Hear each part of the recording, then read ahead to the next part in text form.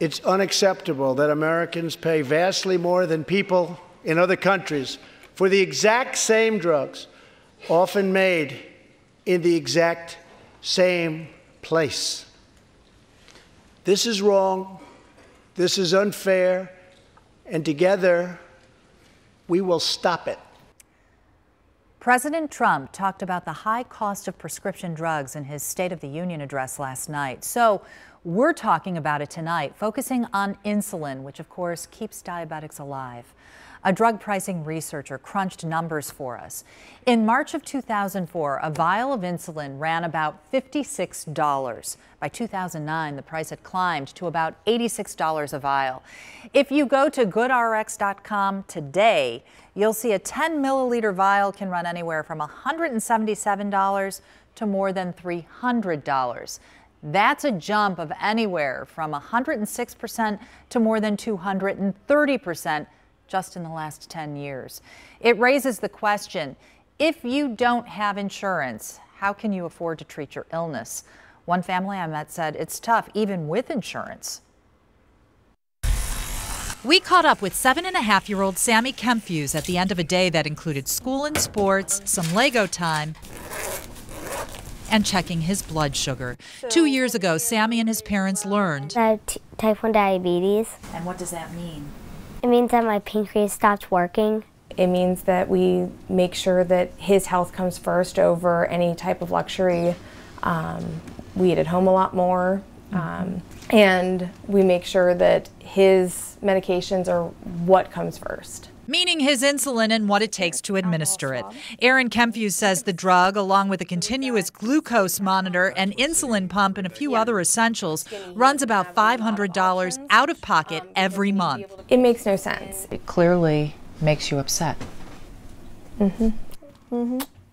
As the mother of someone who needs the meds, she's focusing on that, wanting to know why the cost of insulin has gone up significantly over the years. A graphic from the American Diabetes Association tries to explain the system that's resulted in current pricing. It's tough to understand, but Aaron is clear. It's not optional. It's necessary. There's no cure. So we have to get the prices of insulin to come back down. They're out of control, and it's not okay.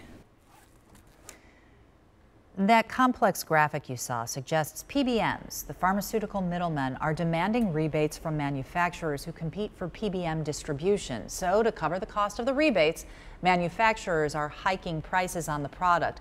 That's the most basic explanation that we can give you on that one.